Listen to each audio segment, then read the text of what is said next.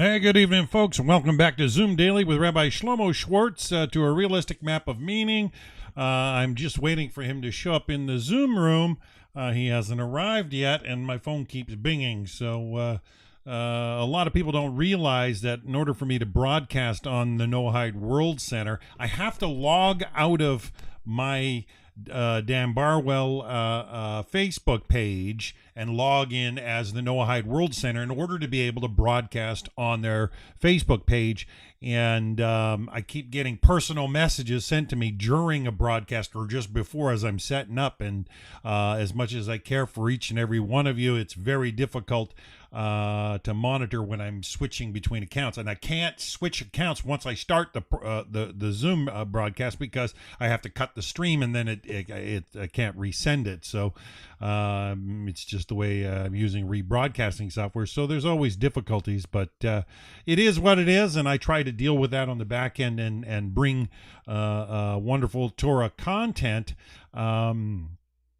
Yeah, and I see joined by my friend Frank out there, who's a little stuffed up today. I hope you feel better, Frank. Hope you get healthy and be blessed for all your efforts and your study. Yeah, I'll be doing a broadcast tomorrow with my friend Steve Eisenhower in Pennsylvania, and on a topic he wanted to discuss, and so you always research for that.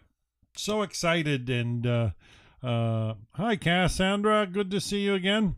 If I remember correctly, you're down in Florida. And Cookie, so good to see you. See you as well. Welcome. Yeah, like I said, I'm still waiting for Rabbi Shlomo to show, but I think based on what he's done so far, he started with prayers, and I love how his documentation starts with prayer keeps you aware.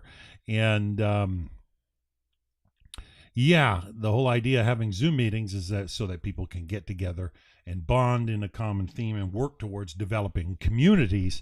And it's just an honor when a rabbi is willing to spend his time out of his busy schedule to actually help and aid in such.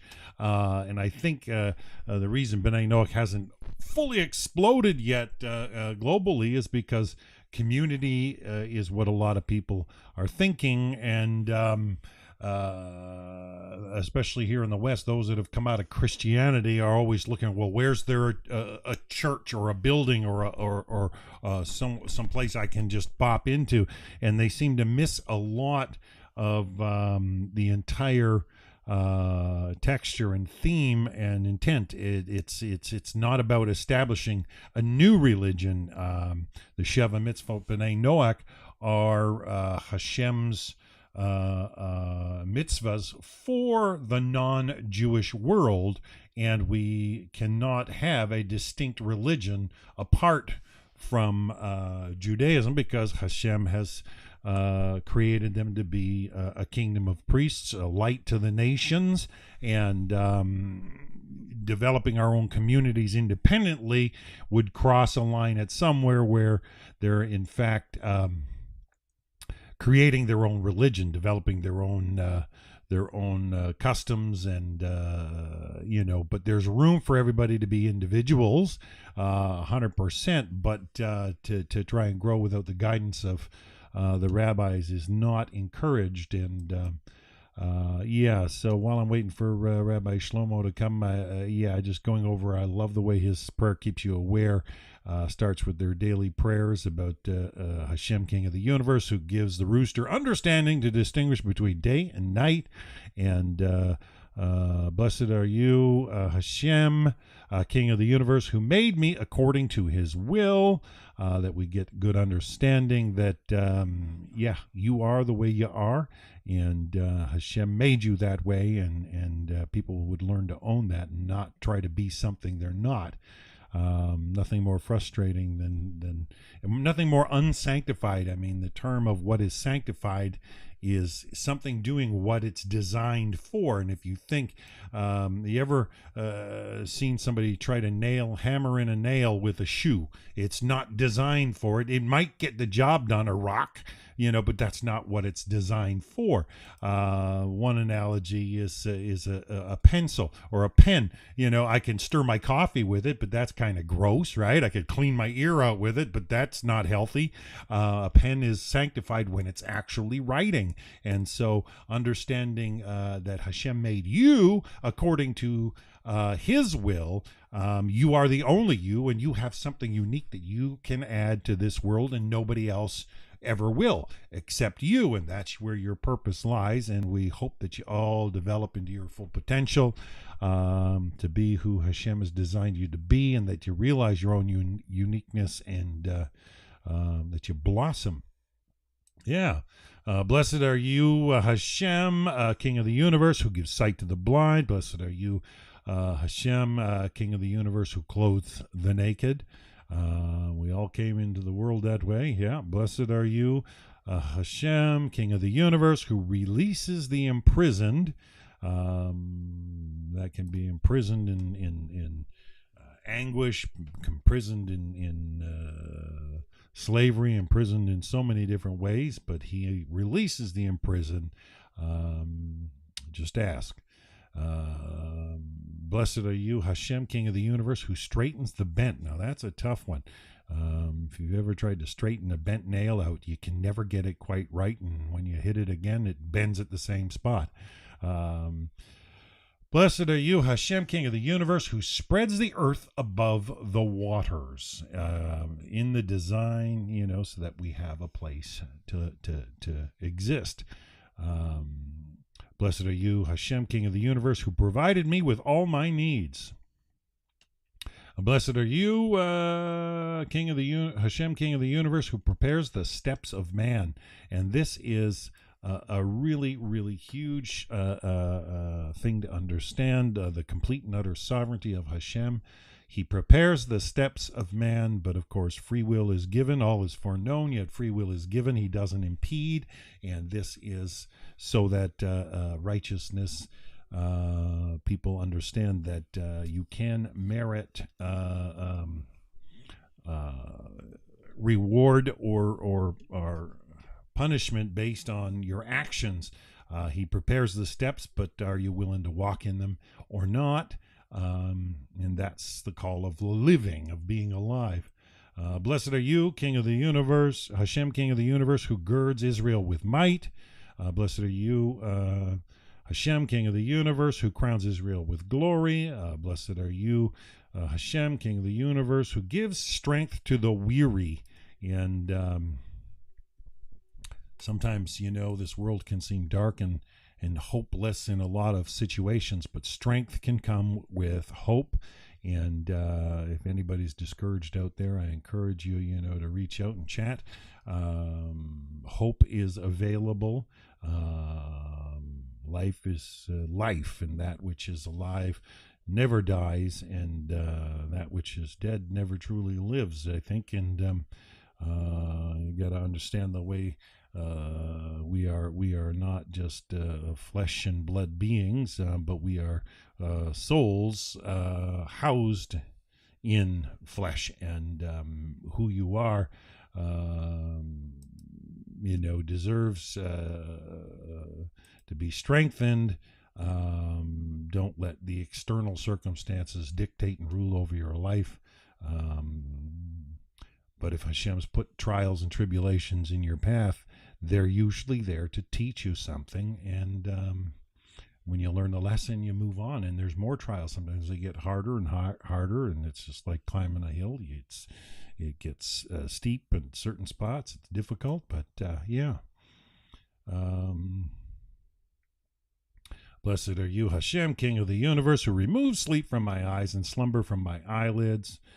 These were the blessings that Rabbi Schwartz was sharing with us. And I think what he wanted to start to do was tonight he wanted to read from his book. We finished off chapter 1 last night, and maybe I'll read a few pages, and call it a night. Let's see. We got people watching. Right on, Cookie. All right. So, yeah, I'm going to start reading from his chapter 2 of the book that he's picked. Chapter 2 title is Science Restarts God. Whoa. Earlier, I said that I seek to dispel the elephant in the room problem and invite God back in using science and other modern conventions such as the movies, and Google. I'll start with science, but first I have to expose its priesthood, the scientists. Scientists were the original culprits who sent God out of the room by denying creation and insisting the universe was always here. That was the ancient Greco-Roman position that creation always existed.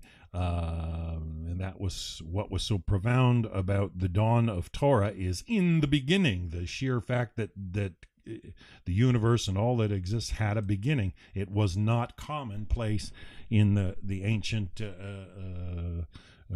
Greco-Roman world for sure. The ancient world, they just thought it always was.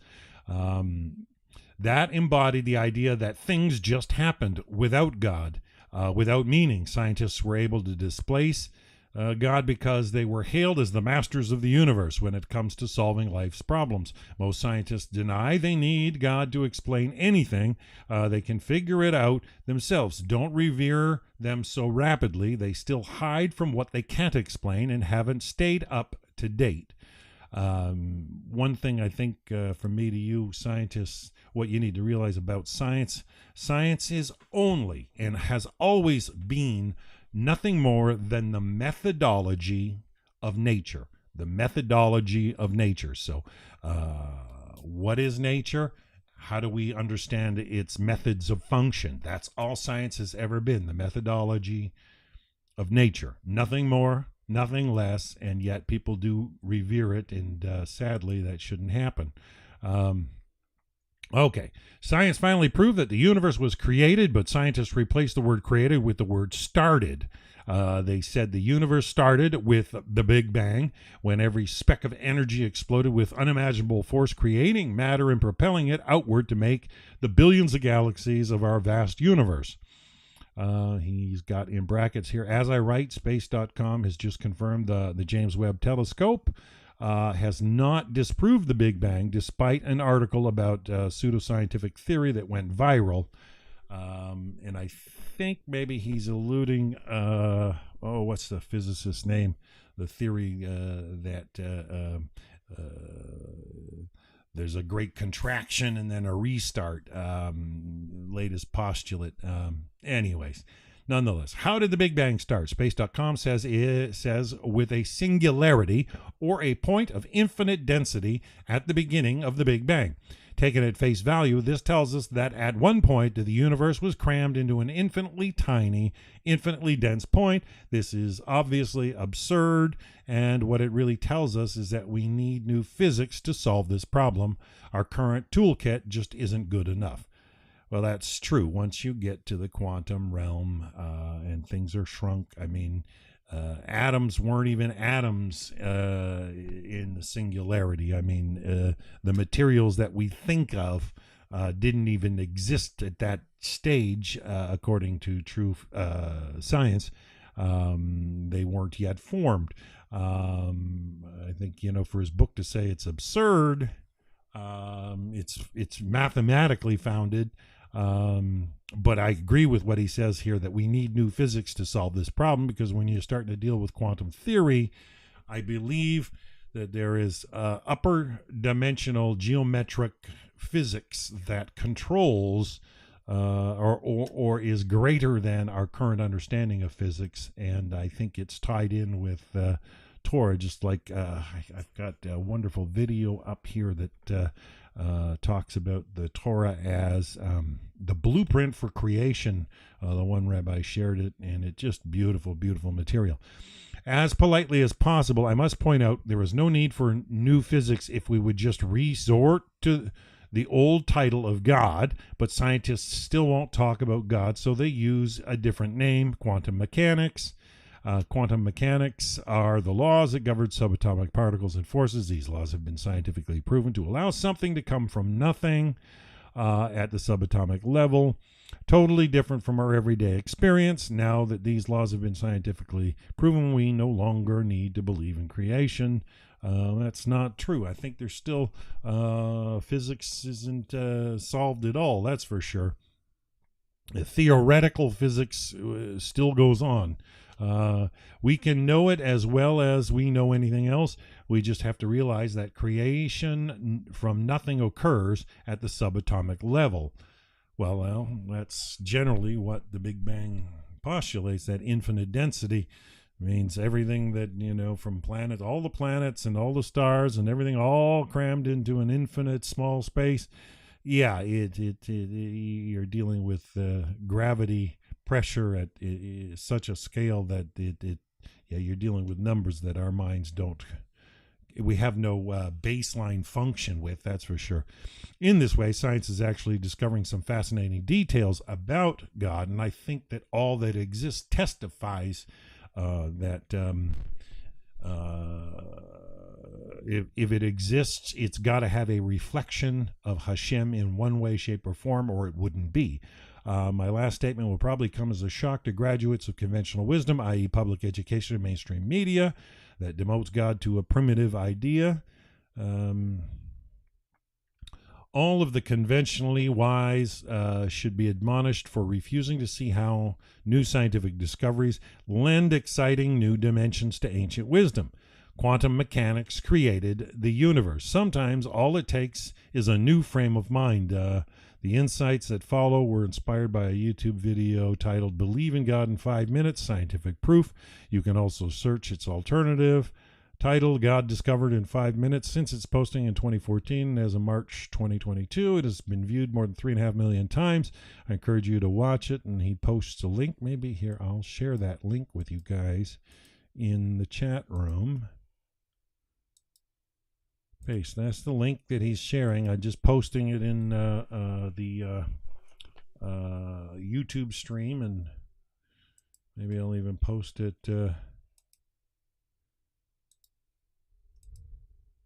If anybody's ever read or seen any of my work when I did those North American No-Hide magazines, I'm a very scientifically leaning person for sure. Okay, I shared those links that he's sharing in his book on the comment sections in both Facebook and YouTube. So let's continue. The narrator is Gerald Schroeder. I love Dr. Schroeder's material. Been following his material since Genesis and the Big Bang in the early 90s.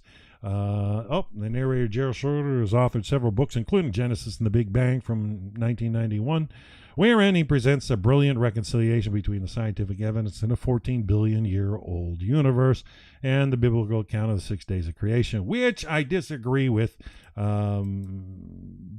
only because you need multiple dialing. When you're Dr. Schroeder's explanation for time dilation has merit. Time dilation exists and can be dilated for sure. We see this, and this is proven. Time manipulation is verified for sure, and according to the laws of relativity. With the speed of light, but the point being, Rabbi or Dr. Gerald Schroeder's material, the answer with time dilation, the problem is you can't mesh it with Genesis in the sense that there's a single standard dilating dial. You'd have to move it at one speed, then change that speed, then adjust that speed, and there's no it's an idea, and it opens the opportunity for time dilation. But if people understand what's known in coding as delta time is like a time controller over time itself. And we see this in freeze frame. Let's just say if somebody's watching a slow motion of a football game or something, and they want an instant replay, they play it back at slow motion. That's kind of like delta time, where the speed of the actual event is dilated. When you're trying to arrange all of creation, the 6 days, there's no consistent dilating of time. Though time can be dilated and answers can be found, meshing science and Torah in that regard, I still think there's much more to be said. And I got a video up on my one screen that I've shared with a couple of people. That's the latest, the most dangerous is where science has admitted to a Edenic origin, and they get down to describing the past biology, the instinct versus intellect conflict, as being, like the fall, the Edenic fall. There's a lot of changes, and the secular humanists are still coming out with some pretty wild stuff. But they're bending more and more to Torah relevant tones, but still I trust the Torah over the methodology of science, because I have found academia to be more religious or politically motivated than some religions. But nonetheless, he does state here in his book, there are other ways to explain the biblical account, but Schroeder meets the scientists on their own ground. You can't knock the credentials of old Dr. Gerald Schroeder. Wonderful physicist and a Jewish scholar for sure. He says, my focus here is on Schroeder's video, not his book, but since his book adds to his credentials and also substantiates the reality of the biblical account, I briefly summarize Genesis and the Big Bang in the next paragraph. You can reconcile the scientific age of the universe with the biblical one by applying Einstein's teaching that time travels at different speeds for observers in different gravity zones. Yeah, time dilation. Yeah, our gravity zone gives us a sense that billions of years have elapsed since the Big Bang.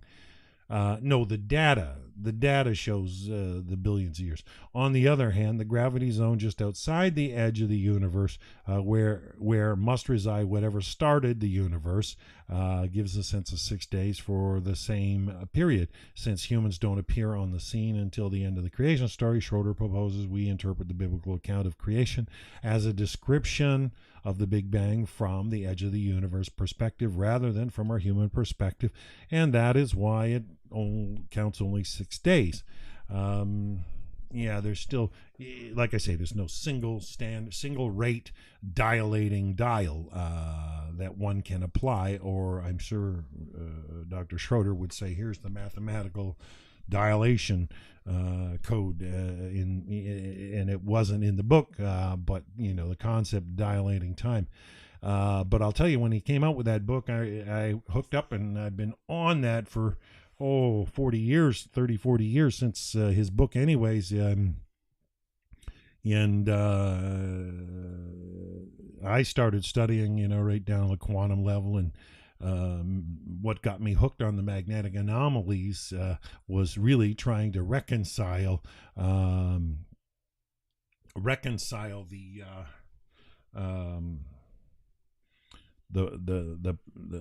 what is it there?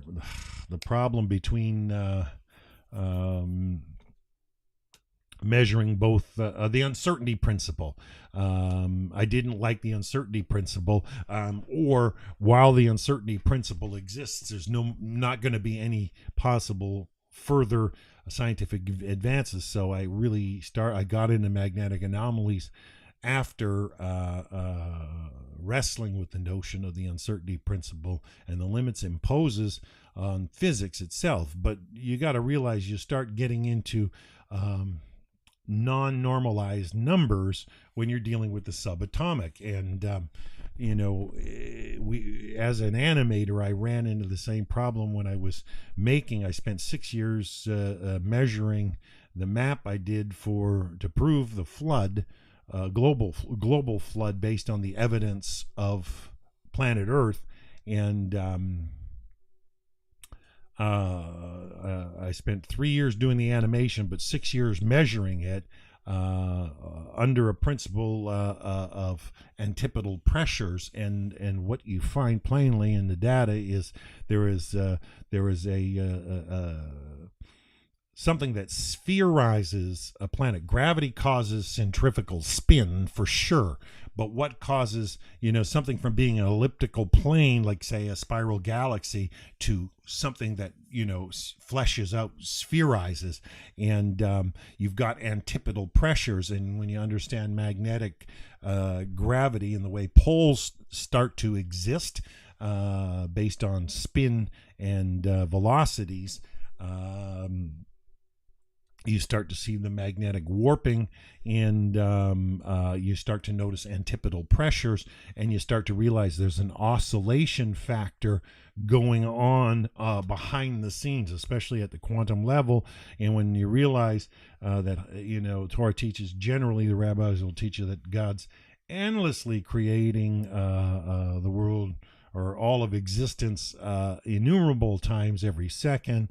The oscillation of an atom is continuing motion around by pump, almost like a pump, but there's something causing that pumping, a condition, and it's what causes everything to then spherize. So gravity causes a spin and a vortices, and like a spinning disk, like you see, say, on the rings of Saturn, how that's just all hovered right around in that area. Why isn't it just a mess floating around? What causes it to be stuck right in that balanced zone where that disk lies? When you understand that there's no magnetic influence on what remains in the disks of Saturn, the rings of Saturn. Magnetic influence creates a condition with gravity that causes spherization. And anyways, it starts to get to the point where you start getting into non-normalized numbers, or things you cannot reproduce. Like scientifically, if you can't reproduce it in a lab, it's not considered valid science. And when you start to deal with things at the subatomic level, you see where they build all these, like the Large Hadron Collider, and these atomic where they're colliding atoms together to see particle motion and trying to deconstruct and destroy. They end up making them bigger and bigger and bigger and bigger, and the yield is in understanding is not bringing as much. And the Large Hadron goes right around an entire city, and the point is it's like a decaying loss. The more research and funding to build even bigger, it starts to get absurd. There's no way to test at certain levels that stronger theory, but I know that it's linked into the theory of spherization, and I'm pretty confident it has to do with the double tetrahedral Star of David, the Magen David, the Star of David, the upside down triangles. If you flesh those out in 3D, they're a tetrahedron rather than a pyramid. The pyramid is four-sided with a flat bottom, whereas a tetrahedron is truly three-sided and one bottom, so there's only four sides. In order for a tetrahedron to be equal on all sides, if it gets caught in the force and spins, there's actually an offset, and it rotates, and it creates a field like a propeller on a boat. That propeller causes vortices action. Anyways, the condition is met in a certain area where a flat disk will spherize, and understanding how that works, even at the atomic level and the macro level, I was able to see a lot of data of it in the World Digital Magnetic Anomaly map and validate the proof of the flood, because the continents broke up in a way that's contrary to what plate tectonics today says. It's just, yeah. So nonetheless, I won't go on about any more of that. And you know what? We've hit our time for today. So I'm going to let Shlomo know that we're back at page 36. And I'll touch desk with him for tomorrow. And we're going to come back and read some more with him tomorrow. I'll find out why he didn't make it tonight. I sent him the link about 10 to 6. And the last email I got from him was,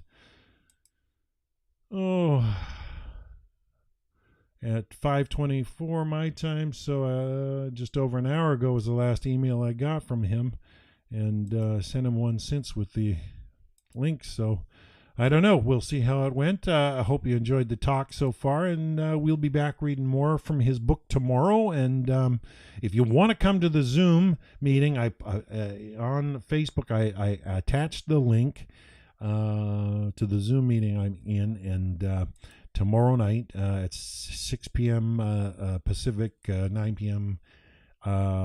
Eastern. I invite you to send me a message if you want me to send you the link, or we have a registration form. The sad part is we've had over 15 people sign up for these Zoom meeting dailies, and not getting people coming regularly, and it's very, very tough. These rabbis are on very busy schedules, and I highly value the wisdom of Torah they have to share.